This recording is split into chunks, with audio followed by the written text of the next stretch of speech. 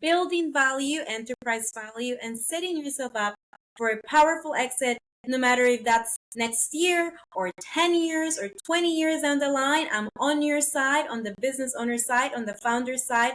I want you to get so much ROI for your business. So in today's episode is for my early stage founders. I'm talking directly to you guys, to those of you that are raising a seed round, but you haven't generated any real revenue yet. Okay? So maybe if you're pre-launch, pre-revenue, or post MVP with a waitlist or some user interest, and you're probably wondering, how do I price this round if you don't have any revenue?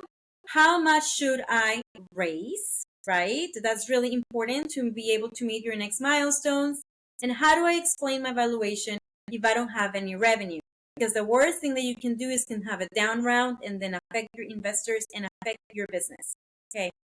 And then the other one is, what are investors really looking for?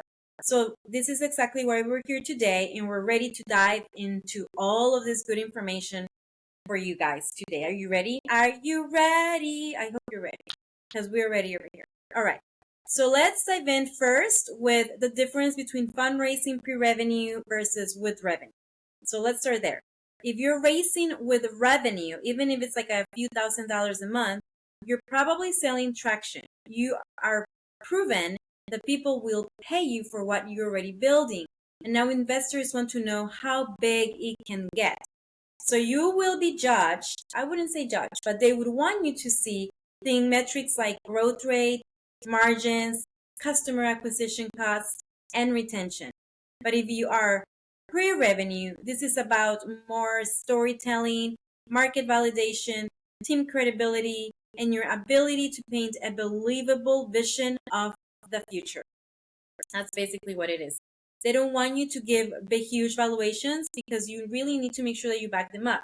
So you're really asking investors to fund the possibility of your product changing the market. And that takes some really strong skill set to do. But it also means you need a valuation strategy that doesn't rely on numbers that really don't exist yet.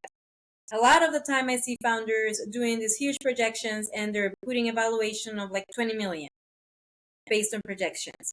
Okay, so now let's talk about how valuation really works without revenue, because it's very different than with revenue. So here's the truth that most founders miss.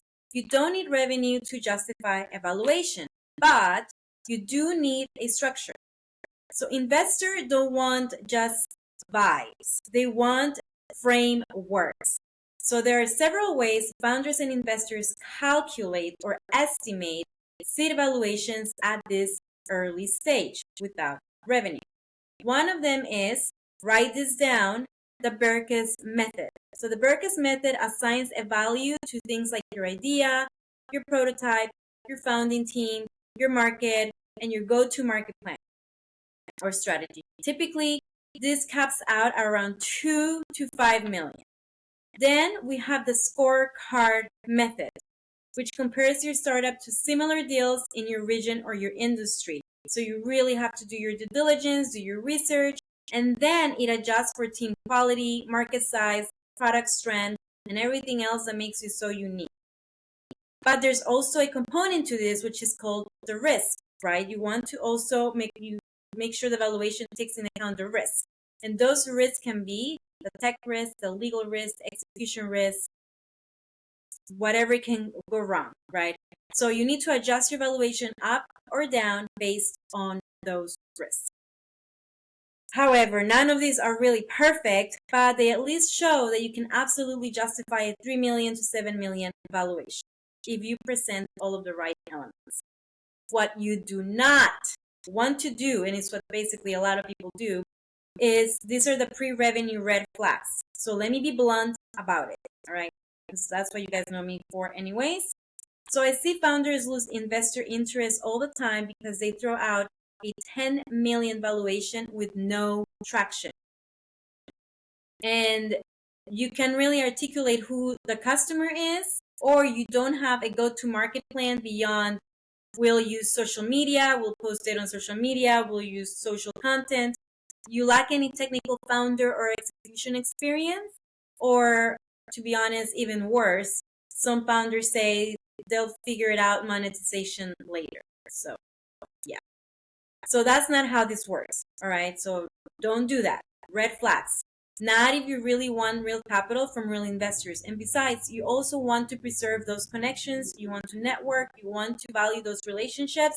And nobody values somebody that just don't put a lot of input to it or energy to it. All right. What you can do to justify your valuation. Here's what really does move the needle. First of all, a strong founding team with relevant expertise for startups, and a working prototype or an MVP. It could be a wait list, letters of intent, or some signal that there's some customer demand. There's also some strategic advisors or early brand partnerships that also validate. And most importantly, but the very most importantly part is a realistic strategic plan for how this money gets to you to the next round or major milestone. Don't forget about setting up realistic milestones to get to the next round. Also, you have to show that you understand how your unit economics would work. Okay, even if these are projections, you want to walk them through how your business model will scale, because ultimately you want to make sure that you show how you're going to bring more return to the investment. Okay.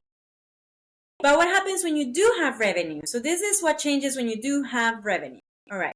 So even if it's a few $1,000s a month, at least there's some market validation, product validation out there. Now that your valuation can actually be tied to multiples. So let's just put an example. A SaaS company can often raise at 3x to 7x ARR, annual recurring revenue. But it will also depend on metrics like growth, churn, and stickiness. Okay. And investors now want to see things like what is your monthly recurring revenue, your MRR, your customer acquisition cost, your lifetime value, your churn rate, your margins, and how these are improving over time. So you see the difference, right? Pre-revenue, the bar shifts from belief, and post-revenue to performance, okay? But ironically, if you raise too early with weak revenue, you might lock yourself into a low valuation that is hard to grow out of later. So I would say don't rush to revenue, rush to validation. Validation is so important. So what is the right valuation strategy for founders? So how do you get this right when there is so much confusion, right? So we're going to do reverse engineering. Start with your funding needs. What you really need to do is you need to calculate what do you actually need to reach your next milestone in 18 to 24 months. So then when you get that number, put your expenses, all of that stuff in. Reverse engineer to see how much dilution you're willing to take. That helps anchor your pre-money valuation. Okay, then you also want to research, do your analysis of comparable startups, any other ones in the industry that have raised at your early stage and in your scenario. You can use Crunchbase, PitchBook, or you can even ask founder friends or anybody in your network. What you want to do is keep your valuation realistic. It's not about maximizing now. It's about making sure your next round is up and right, not a down round, which could be really bad. Okay. Your valuation should create momentum, not stall it. All right. So I know I said a lot, but a few takeaways from this. Fundraising at the seed stage, especially with our revenue, is not about just being passionate or having a cool idea. It's really about packaging the vision, the validation, and the team into a clear and believable story that investors want to bet on. So you don't really need perfect traction. You don't really need clarity. You don't really need perfect traction. You actually do need clarity, strategy, and you need to know how investors think.